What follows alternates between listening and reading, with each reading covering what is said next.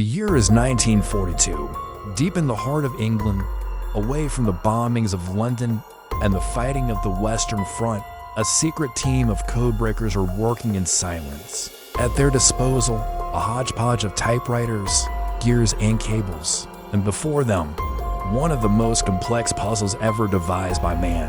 Can they crack it? The fate of the world quite literally hangs in the balance. Hi, it's me, and this is Secret History. While the Second World War was raging, a race was underway between the Allied and Axis powers to decipher each other's secret codes. Because back then, when no one had invented the telephone or the internet yet, countries would send messages to each other the old-fashioned way, via radio waves. Only problem was those radio waves were very easy to intercept, so each side scrambled to invent ways to scramble their own messages, so the enemy couldn't read them.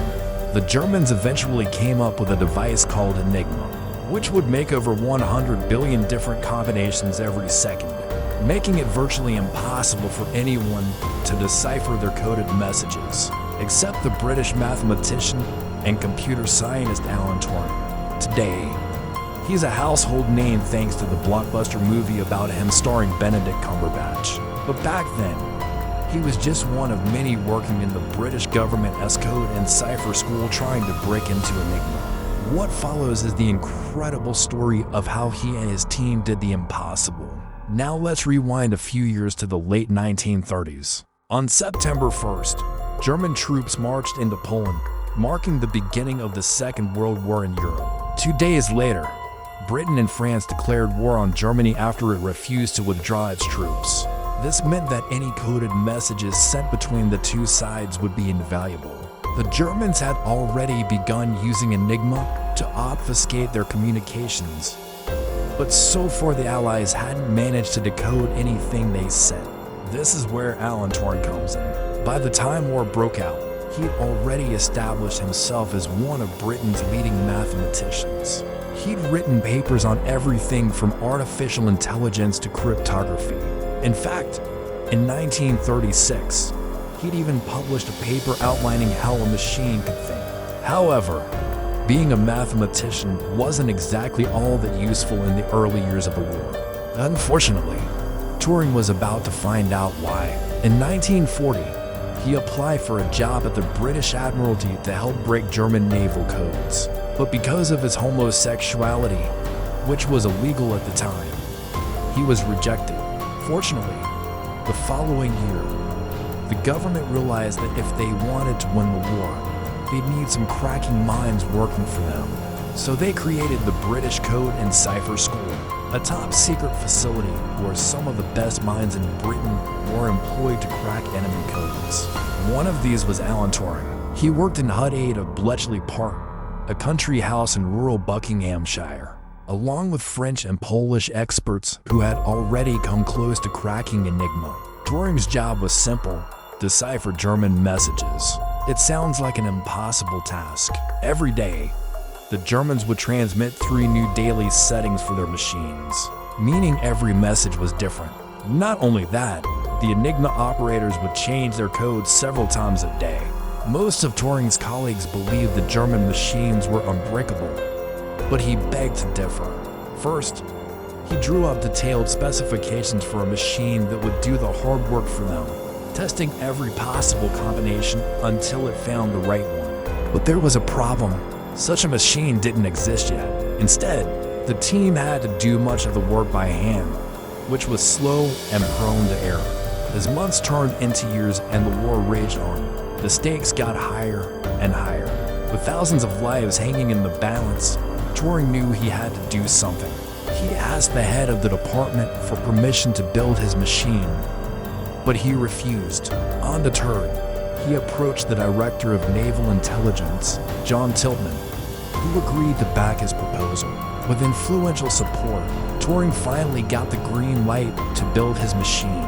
He named it the Bomb after the German word for bomb. Although it looked like a terrifying monster straight out of Frankenstein, it was actually a relatively simple machine made up of 2 million parts, including typewriter key arrays, perforated paper tapes, rotors, cables, and a printer.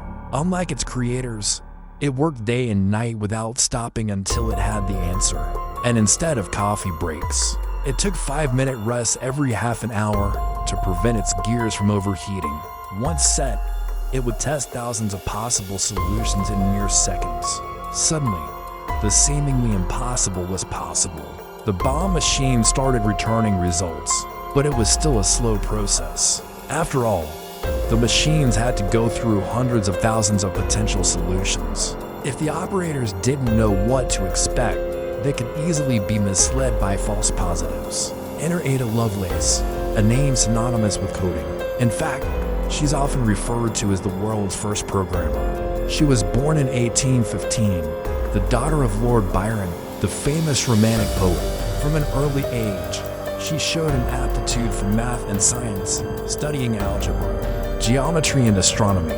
She also met the Italian mathematician Luigi Manabria, who introduced her to Charles Babbage, a professor at King's College London. Babbage had just invented the difference engine, a mechanical calculator capable of solving basic mathematical problems. But he soon realized it could do more than that. With the addition of gears and levers, it could print out entire tables of numbers. Impressed by her knowledge, he invited her to collaborate on a paper detailing the engine's capabilities. Not only that, he challenged her to see if she could come up with ways to improve it. After weeks of work, she presented him with a paper detailing how the machine could perform any calculation. In fact, she realized it could run algorithms, sequences of steps used to solve mathematical problems.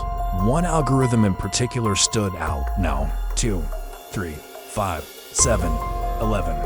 Each number was prime, meaning it could only be divided by itself and 1. What makes this significant is that no one had ever programmed a machine to recognize patterns before. All previous programs had just followed strict instructions to arrive at a specific destination. She published her findings in 1843, cementing her place in history as the world's first computer programmer. But sadly, it would be almost a century before anyone took notice. Back at Bletchley Park, Alan Turing was in a race against time. Even though the bomb had proved itself capable of breaking Enigma, he knew it wasn't enough. There was too much encrypted data for the machines to go through.